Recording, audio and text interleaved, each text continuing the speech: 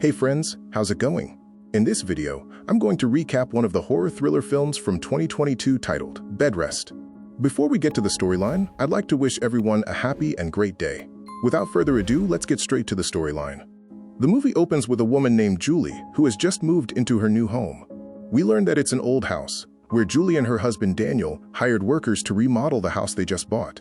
That day, a worker who's dealing with the bathroom finds Julie and hands her an old bracelet he found stuck in the drain as he assumed it belonged to her. Though it's not hers, Julie decides to keep the bracelet anyway.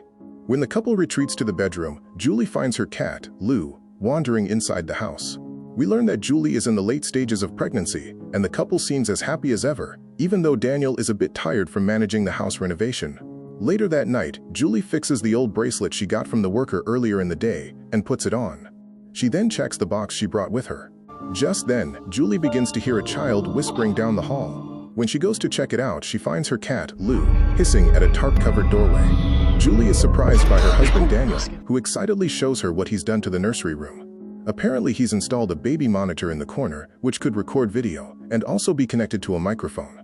Afterwards, the two attend an academia banquet, as Daniel is a new professor at the local university. While mingling with the guests, Julie ends up conversing with an old lady about how she and Daniel just moved into a house near the lake. Hearing this, the lady says that she knew the previous owners, whose wife unfortunately became very sick. When the old lady asks if they're going to have their first child, Daniel suddenly cuts in and says yes, surprising Julie. When they get home later, the couple argue, because as it turns out, this baby isn't their first child. They had a son who passed away, and Julie is upset by the fact that Daniel had to lie about it. However, when the wife heads upstairs to leave, she briefly sees a little boy standing afar, causing her to trip and fall. The wife gets rushed to the hospital, and she begins recalling her traumatic experience when she delivered their first child, who was stillborn.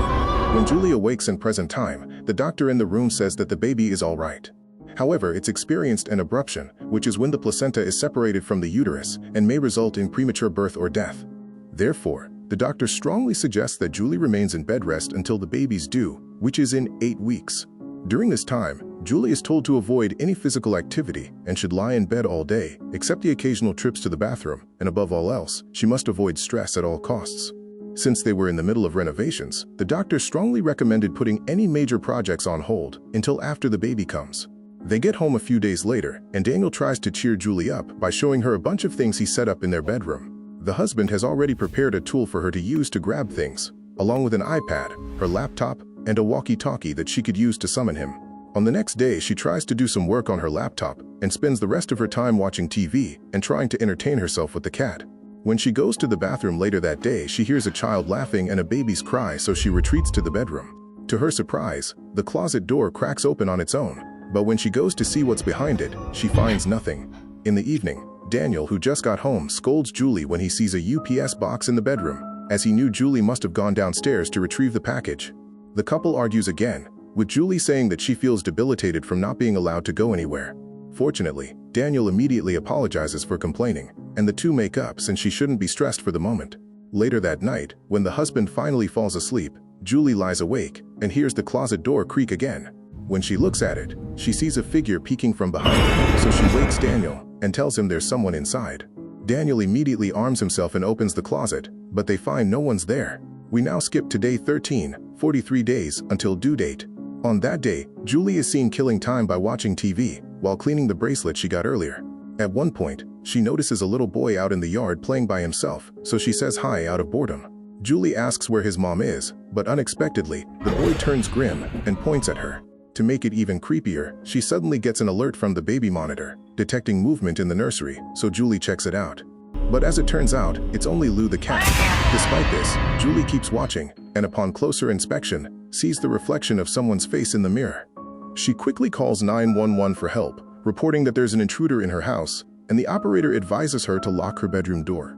As a police officer is dispatched to the scene, she rushes to the door to lock it, but we all know that's not going to stop the ghost.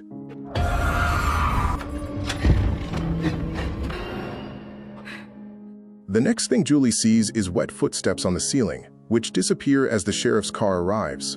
When Daniel gets home, Julie just finished telling the officer what happened.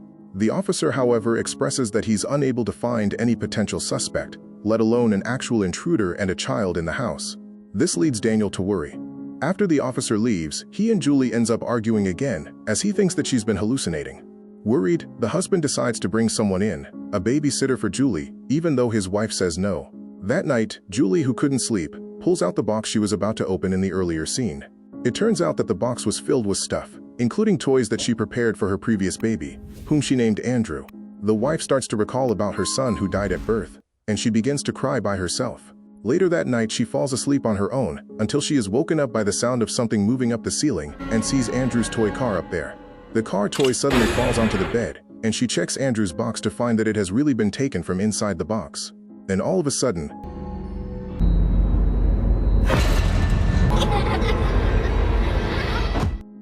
after the little boy runs out, Julie realizes that he might be the ghost of her stillborn baby Andrew.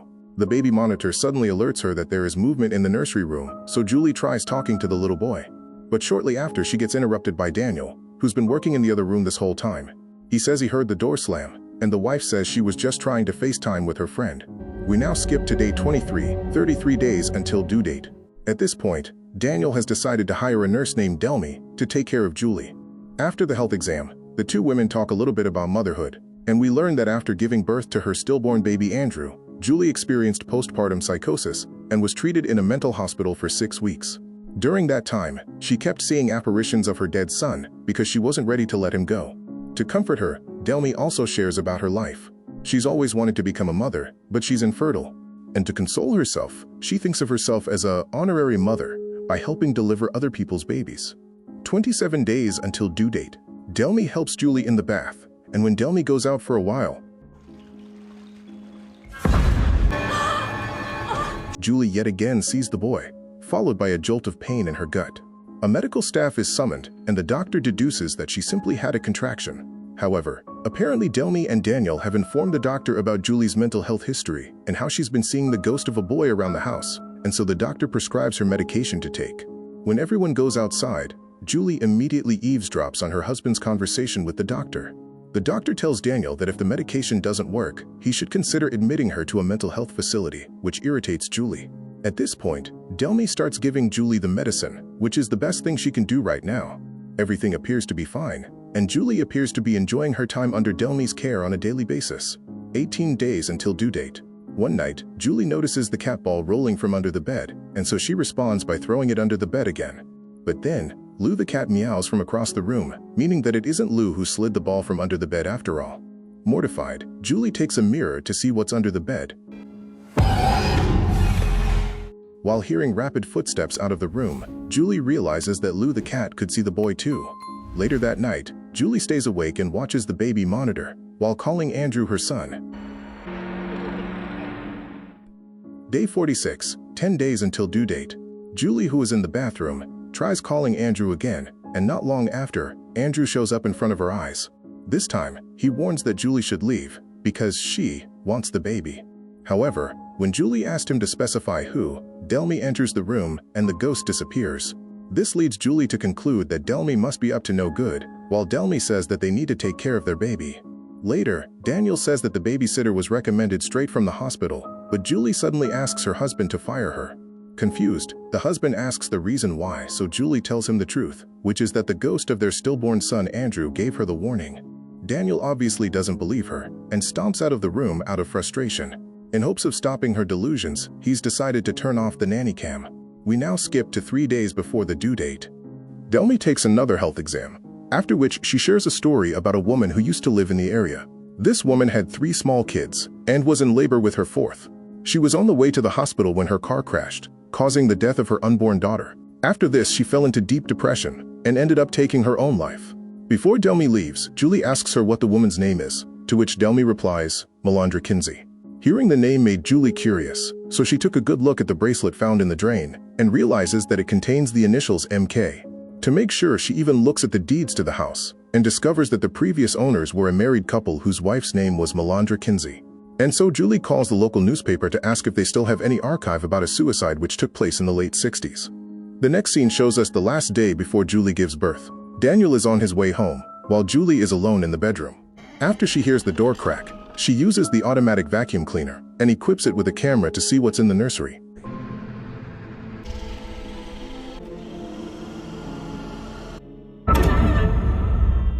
There she finds the little boy's ghost and asks if the person who wants her baby is Melandra Kinsey. Hearing the name, the boy runs away. And when Julie aims the vacuum cleaner to the side, she sees the boy standing with two other boys, right before the camera dies. Up next, she begins hearing heavy footsteps in the bedroom, followed by a pair of hands fiddling with her stomach, so she calls for Delmi's help. Thinking this might mean early labor, Delmi excuses herself to get dressed, once again leaving Julie on her own despite her pleads. Just in time, the news article Julie requested is sent to her email, and she opens it.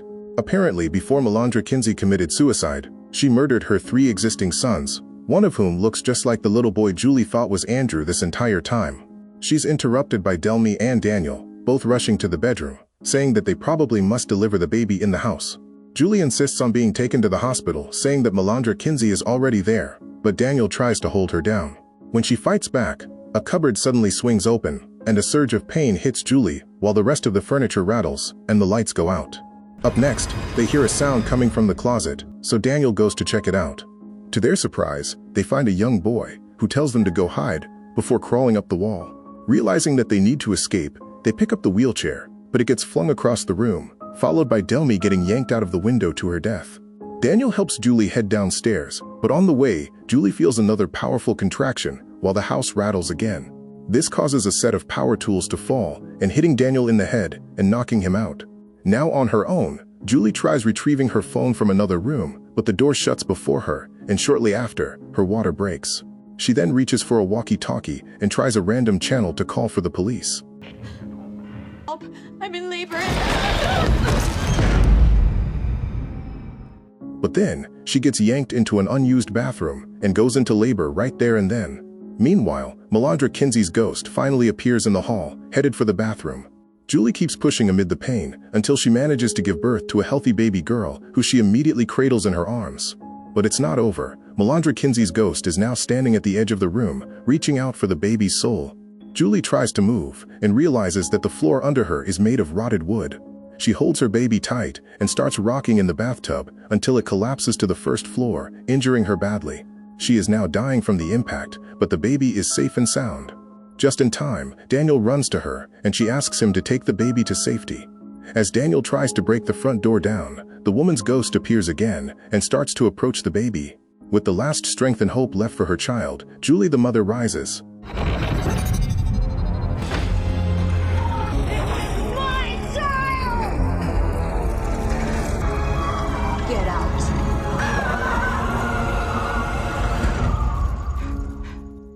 Once it's over, Julie tries calling Daniel, but he doesn't hear her. The wife then sees her own dead body lying on the floor and finally realizes that she has become a ghost too. Up next, the little boy's ghost appears and guides her to a room where her stillborn son, Andrew, is waiting. As she holds Andrew in her arms, she feels herself being summoned back to life because a team of medics is trying to resurrect her. It is now that Delmi's ghost walks up to her, and so Julie asks her to take care of Andrew. Seeing Delmi walk up the stairway to heaven with the son she's been missing brings tears to her eyes. Long story short, several years have passed. Daniel and Julie now live happily with their little girl and their cat. The ghost figure that always scared the shit out of the wife has gone. And with that, friends, this story comes to an end. Tell us in the comments how you like the explanation. And don't forget to like, share, and subscribe. Thanks for watching, and I'll see you in the next one.